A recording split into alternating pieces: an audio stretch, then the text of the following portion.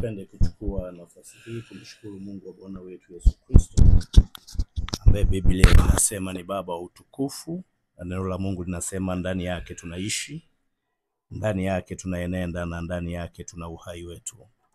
Hii ni siku nyingine ambaye Mungu ameifanya, nasi tunaamini tunakwenda kufurahi na kushangilia ndani ya siku hii. Ninaamini uko tayari, umemwalika rafiki yako, jirani yako, ndugu yako, ili kwa dakika hizi chache tupate kushirikishana maneno ya Mungu ambaye ndani yake yana uzima, ndani yake yana uhai, na ndani yake pia yana pumzi. Na kwa dakika kadhaa ningependa kuzungumza somo fupi ambalo linalenga kutupa ufahamu na uelewa juu ya hali halisi ya maisha tulio nayo. Kumbuka, huwezi tofautisha imani na maisha. Biblia inasema wa haki wangu ataishi kwa imani. Imani tulio nayo katika Kristo Yesu ndiyo inayotoa matokeo ya hii baadhi za shuhuda ambazo nazosikia, kwamba Mungu anahusika katika kila eneo la maisha yetu, kuponya, kurekebisha, kuuisha na kutia nguvu tena. Na ndio maana katika ibada ya kwanza kabisa kwenye madhabahu hii nilizungumza juu ya uhalisia na umilele wa Yesu katika utendaji wake, ya kwamba yeye ni yule jana, leo na hata milele. Kwa hiyo ninaamini haijalishi unapita kwenye changamoto gani, ninaamini haijalishi kuna vikwazo gani, wewe niazimishe masikio yako kwa dakika chache. Maana Biblia inasema imani chanzo chake ni kusikia, na kusikia huja kwa neno la Kristo. Imani yoyote ile, iwe iliyo ndani ya Kristo ama imani kwa waganga, lazima mtu awe amesikia. Kwa hiyo kusikia ni mlango mzuri sana wa kuweka uhakika wa kiutendaji wa mtu ambaye hanasikiliza. Kwa hiyo tuombe kwa dakika chache. Mungu, ninakushukuru kwa sababu ya uaminifu wako. Sante kwa muda huu na wakati huu tunapojiachilia tena chini ya mkono wako ulio hodari, na chini ya uangalizi na uongozi wa Roho wako Mtakatifu. Roho Mtakatifu, chukua nafasi katika masikio ya msikilizaji wangu, hapo nyumbani, hapo barabarani, kwenye gari. Roho Mtakatifu, chukua nafasi. Tukuze Yesu katikati ya neno lake, mdhihirishe Yesu katikati ya neno lake, katika jina la Yesu Kristo aliye hai. Amen. Kuna jambo ningependa tushirikiane kwa dakika chache, ambayo nimeweka kichwa cha somo kinachosema sababu za maisha yenye vizuizi au vikwazo au mazuio kwa watu wengi. Sababu za maisha yenye vizuizi au vikwazo au mazuio kwa watu wengi. Mstari tunaokwenda kusoma nao ni Wafalme wa kwanza sura ya 2, ule mstari wa 36 hadi 38. Biblia inasema, Wafalme wa kwanza sura ya 2 mstari wa 36 hadi 38, Biblia inasema, tena mfalme akatuma watu akamuita Shimei, akamwambia, ujijengee nyumba humu Yerusalemu, ukae ndani yake, wala usitoke humo kwenda mahali popote. Kwa kuwa siku ile ya kutoka kwako na kuvuka kijito Kidron, hujue hakika ya kwamba kufa utakufa. Damu yako itakuwa juu ya kichwa chako mwenyewe. Naye Shimei akamwambia mfalme, neno hili ni jema. Kama alivyosema Bwana wangu, ndivyo atakavyofanya mtumwa wako. Basi Shimei akakaa Yerusalemu siku nyingi. Hii ni habari za mfalme Sulemani na mtu anaitwa Shimei. Ulikuwa ni muda mfupi baada ya Mfalme Daudi kufariki, na kabla hajafariki kuna maelekezo alimpa Sulemani juu ya watu kadha wa kadha na namna ya kucheza nao. Mmojawapo alikuwa ni huyu Shimei. Tunaona baada ya mfalme Sulemani kuchukua nafasi, anampatia masharti, lakini ulikuwa ni mlango wa kumtafuta. Ukisoma kwenda chini, unaona wazi kabisa ya kwamba alienda kutafuta baada ya wafanyakazi wake kupotea kwenda eneo fulani, na alivyorudi mfalme akapata taarifa na akamuita, na yule Shimei aliishia kuuawa. Sitaki kuingia huko. Nataka kuangalia maisha ambayo huyu anayeitwa Shimei na kile ambacho alichofungwa nacho. Ndio maana nasema sababu ya maisha ya vizuizi au vikwazo au mazuio kwa watu wengi. Biblia inasema tena, mfalme akatuma watu akamuita Shimei, akamwambia, ujijengee nyumba humo Yerusalemu, ukae ndani yake, usitoke kwenda mahali popote. Hayakuwa maisha mazuri, pamoja na kwamba unaona kama lengo la Sulemani lilikuwa ni jema la kumwambia ajenge nyumba, ajijengee nyumba na hakae ndani.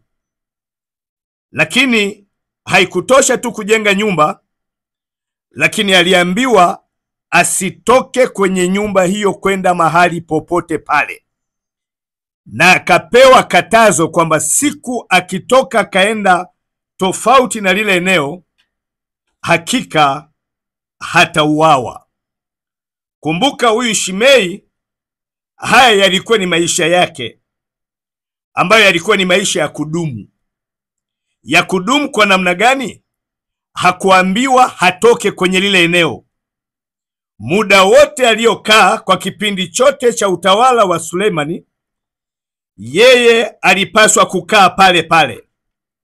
Kwa hiyo alitengenezewa aina fulani ya maisha ambayo hayakuwa maisha mazuri. Ni kweli amejenga nyumba, lakini hapaswi kutoka pale. Ni kweli amejenga nyumba, lakini hapaswi kwenda umbali wowote. Ni kweli amejenga nyumba, lakini kuna vitu vimezuiwa, kuna mazingira yamezuiwa, kuna makatazo ameambiwa. Haruhusiwi kwenda umbali wowote kwa sababu ya hali ya uharibifu ambayo ingempata kama angeenda zaidi. Kumbuka, yalikuwa ni maisha yake yaliyozuiwa ili asifanye moja na mbili, hakae maeneo yale yale. Kwa lugha ya sasa hivi ni kama yuko kizuizini. Kwa lugha ya sasa hivi ni kama yuko gerezani. Kwa lugha ya sasa hivi ni kama yuko kifungoni. Lakini yuko ndani ya kifungo kwenye nyumba yake, yuko ndani ya gereza kwenye nyumba yake, yuko ndani ya makatazo kwenye nyumba yake. Sulemani hakumkataza kujenga, tena ndiye alimwambia ajenge nyumba kae hapo, lakini alimwambia apaswi kutoka. Kwa hiyo yalikuwa ni maisha ambayo hakuruhusiwa kuondoka hapo kwa sababu yoyote. Haijalishi amefiwa na ndugu yake mbali na Yerusalemu, hakuruhusiwa kutoka. Haijalishi baba yake amekufa, yuko mbali na mji wa Yerusalemu, hakupaswa kuondoka.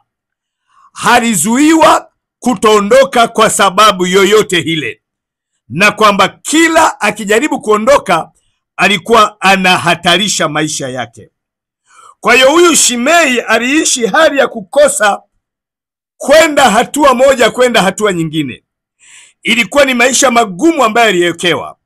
Yalikuwa ni mazingira magumu ambayo huyu mtu alitengenezewa, ambayo yalimfanya awe eneo moja kwa muda mrefu, yalimfanya akae sehemu moja kwa muda mrefu, yalimfanya angaike eneo moja kwa muda mrefu, na hakuruhusiwa kutoka. Ndio maana nikasema sababu ya maisha yenye vizuizi ama vikwazo ama mazuio kwa watu wengi. Ni kweli alikuwa na uhai, anapumua, anakula, anakunywa, lakini ana katazo. Ni kweli alikuwa anafanya vitu vingine vya kukaa barazani na kuondoka, lakini ana katazo. Huyu Shimei anafanana na maisha yetu ya siku zote. Kuna watu kweli wanaweza wakawa na kazi zao, lakini wana makatazo. Wanaweza wakawa wanafanya biashara fulani, lakini wana makatazo. Wanaweza wakawa na biashara fulani, lakini wana vizuizi. Kuna vitu ambavyo vinawazuia wasitembee kwenye uhuru wao na kwenye ubora wao. Aidha uhuru wa kifedha, aidha ni uhuru wa kiafya, aidha ni uhuru wa kimahusiano, aidha ni uhuru wa kiuzao, aidha ni uhuru wa kifamilia. Maana yake kuna maeneo hawezi akawa na uhuru kwa sababu yamebanwa kwenye kona. Lakini ukimwangalia unaona anaongea, ukimwangalia unaona anacheka, ukimwangalia unaona anatembea. Lakini katika ulimwengu wa roho ana makatazo au ana mazuio au ana vizuizi ambavyo mara zote na muda wote vinamtaka akae kwenye aina ya kiwango hicho cha maisha, akae kwenye hali ya magonjwa yasiyotibika, akae kwenye hali ya dhiki isiyoponyeka, akae kwenye mashutumu. Yeye muda wote yuko kwenye yale mazingira yasiyobadilika. Hiyo ni hali ambayo mpaka leo inatukuta watu wengi katika maisha, aidha kifamilia, aidha kiuchumi, aidha kimahusiano, aidha kihuduma, aidha kindoa. Na ndio maana Mungu anatuletea somo hili ili tupate kujua ya kwamba kuna makatazo ambayo yakienda kwa mtu yanamfanya huyu mtu asiishi maisha ambayo Mungu alikuwa anataka. Ni kweli unaishi, lakini hakuna hatua inayoendelea. Mwezi Januari mpaka Januari maisha yako vile vile. Ni kweli unaishi, unafurahi, lakini maisha yako kiuchumi ni maisha ya kuunga, hayana ushuhuda, na wewe mwenyewe una maswali mengi. Ni kweli unajitahidi, ni kweli unaamka na kuchelewa kwenda kulala, lakini kuna vitu haviendi sawa sawa. Hayo ni makatazo kwenye ulimwengu wa roho ambayo yanasababisha mtu awe na kiwango fulani cha maisha kisichoisha mpaka atakapokufa. Ndipo anaweza yale makatazo yakawalilizi, kwa sababu mlengwa alikuwa ni yeye. Katika jina la Yesu Kristo, Mungu anakuhitaji na Mungu anakutaka ili apate kukusaidia utoke kwenye hayo makatazo ambayo yamekaa kwa muda mrefu. Kama Shimei amekaa kwa muda mrefu, na hayo makatazo kama hayatashughulikiwa, maisha yako yanaweza akawa kwenye hali hatari. Kwa hiyo katika ufupi, mahali penye zuio pana kufanya ufanye kazi katika uwezo ule ambao uko chini ya kiwango. Katika zuio lolote ambalo lipo kwenye ulimwengu wa kiroho, linakufanya ufanye mambo lakini sio katika kile kiwango, ufanye vitu lakini sio katika kile kiwango. Ndio maana unaweza ukajitahidi sana, unaweza ukasumbuka sana, ukakosa mpaka usingizi, kama ambavyo ushuhudiaji wa kwanza ulivyotokea, lakini bila mkono wa Mungu kukusaidia si rahisi kutoka katika eneo hilo. Sasa katika mazuio haya ambayo yanatukabili kwa sehemu kubwa, yanalenga maeneo makuu mawili. Kuna mazuio ya ndani ambayo hayo yapo kwenye ulimwengu wa roho, lakini pia kuna mazuio ya mazingira ambayo pia hayo mazingira yanaweza akawa ni tatizo la mtu kuweza kuvuka na kwenda. Kumbuka, usisahau lengo letu kubwa ni kuhakikisha kwamba unajua ya kwamba sababu za maisha yenye vizuizi na vikwazo kwa maisha mengi ya watu. Anafanya kazi lakini hakuna kinachoendelea, anafanya jitihada zote lakini hakuna, anatengeneza madili lakini hakuna kinachoendelea, anafata ushauri wote wa kimaisha lakini hakuna kinachoendelea. Hayo ni matokeo ya mazuio katika ulimwengu usioonekana, ambayo yakiendelea kwenye maisha ya mtu asipokuwa makini mpaka anakufa, hawezi akaona upenyo, hawezi akaona breakthrough, hawezi akaona mambo yakibadilika. Kwa hiyo mazuio ya ndani ya mtu ambayo yanaachiliwa kwenye ulimwengu wa roho ni mazuio ambayo katika ulimwengu wa roho huyu mtu anawekewa wasiwasi, anawekewa vikwazo, anawekewa hali ya mashaka. Hujawahi kuwaona watu ambao katika hali ya maisha yao yeye ni muoga kila siku wa kufanya kitu? Hawezi akaanza biashara, anaogopa itateketea. Hawezi akaanzisha shughuli, anaogopa itapotea. Ni watu ambao maisha yao yote yanatengenezwa na hofu. Unapoona maisha yako yanatembea kwenye hofu, huwe na uhakika ya kwamba yako makatazo na makemeo kwenye ulimwengu wa roho, ili usichukue hatua ya wewe kuvuka na kwenda katika maisha mengine ambayo Mungu anakusudia.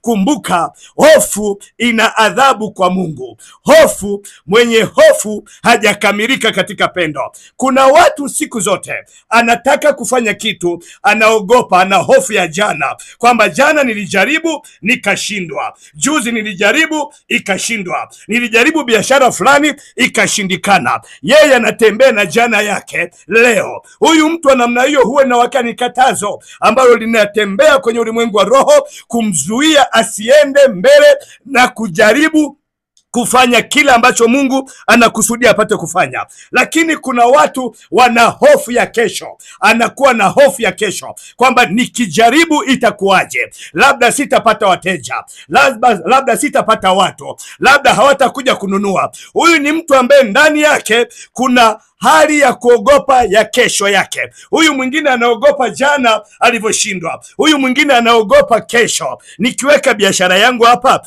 kweli itazaa, nikianzisha mradi wangu huu wa kuku kweli itafanikiwa. Anaogopa, je, ikishindikana? Na huyo mtu anapoenda namna hiyo, ghafla anakuta hawezi fanya chochote, hawezi tenda chochote, anakuwa ni mtu wa mashaka na wasiwasi. Lakini kuna watu ambao wana hofu kutokana na maoni ya watu. Hii ni hofu inayotokana na maoni ya watu. Je, nikiokoka ndugu zangu watanionaje? Nikimwamini Yesu ndugu zangu watanionaje? Nikifanya biashara watu watanionaje? Wao maisha yao yote yako kwenye kuogopa watu watawaonaje. Aina hiyo ya maisha ya watu ni maisha ambayo yanatembea kwenye makatazo, na Mungu hataki tutembee kwenye hofu. Anataka tutembee kwenye ujasiri na kwenye imani, tukijua kwamba yeye yupo kwa ajili ya kutusaidia. Lakini pia kuna makatazo ya mazingira ambayo katika ulimwengu wa roho yanafanya kazi katika maisha ya watu.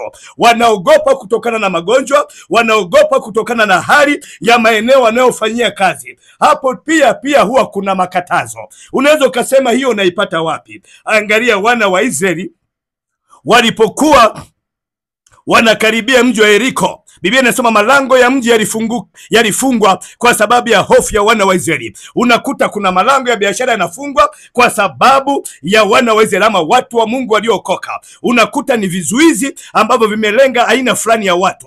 Havijalenga watu wote, lakini ni mazuizi ambayo katika ulimwengu wa roho yanabana aina fulani ya watu. Ndio maana katika biashara, hata ukienda kwenye kijiji, watakwambia wewe uende kaone wazee, uende kaone wazee. Kwa nini? Wanakupatanisha na mazingira yale ambayo yana makatazo kwa watu wa imani fulani ili wasifanikiwe. Lakini ni kazi ya Yesu Kristo kwa damu yake kutusaidia kwenda katika viwango vingine ambavyo Mungu amekusudia. Kwa hiyo ninapozungumzia vizuizi hivi vya kiroho, vinamaanisha nini? Vinamaanisha nguvu inayoonekana na isiyoonekana, inayomzuia mtu kufikia malengo yake, au kufikia hatima yake, au kufikia kusudi la kiungu ndani ya maisha yake, au kufikia maendeleo ambayo Mungu amekusudia katika maisha yake kwa ujumla. Hizi ni nguvu za kiroho. Wewe unaweza ukaona ukatafuta sababu zote, lakini nyuma ya zile sababu kuna nguvu isiyoonekana inayofanya kazi ya watu kutembea kwenye hofu, ya watu kutembea kwenye mashaka, ya watu kutembea kwenye kutokuamini. Na ni kazi yetu sisi watumishi wa Mungu tukwambie njia halisi ya kukusaidia ili upate kuvuka na upate kwenda kiuchumi, kiafya, kimahusiano, kindoa, hata kikazi, ili upate kuvuka. Sasa kuna sababu nyingi ambazo zinasababisha watu wengi watembee kwenye hivi vizuizi, lakini sababu mojawapo nimeandika ni sababu ya kutokujua, ama katika mabano ujinga.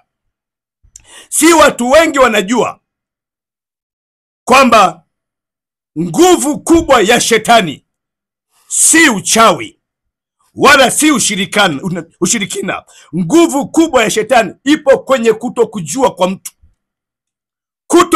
Kutokujua kwa mtu, Biblia inaita giza, na kunapokuwa na giza, maana yake ni mtaji halisi wa shetani kuweza kumnyanyasa mtu. Watu wako duniani lakini hawajui kwa nini wako duniani. Watu wamezaliwa lakini hawajui kwa nini wamezaliwa. Watu wanapumua lakini hawajui kwa nini wanapumua.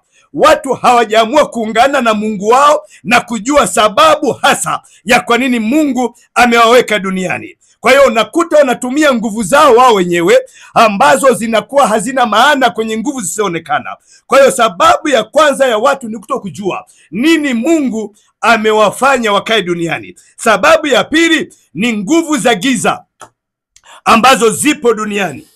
Paulo alisema alitamani sana kwenda kwao, lakini shetani alimzuia.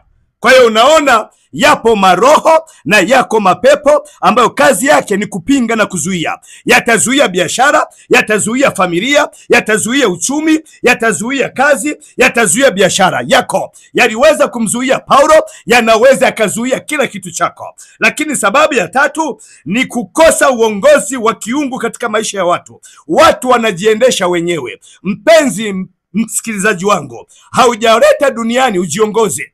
Hujaja duniani hujiongoze. Yupo Mungu ambaye ameachilia Roho wake Mtakatifu ili akuongoze. Hili dunia hili ni pori, lina giza, na unajua wazi ukitembea kwenye giza bila msaada wa nuru ni uharibifu mkubwa. Ndio maana watu wengi wanakosa msaada wa Mungu, kwa sababu maisha yao mengi ni maisha ya kujiongoza wao, ni maisha ya kuongozwa na watu, ni maisha ya kuongozwa na watu wasio sahihi. Yuko Mungu ambaye amemleta duniani mtu ili apate kumwongoza.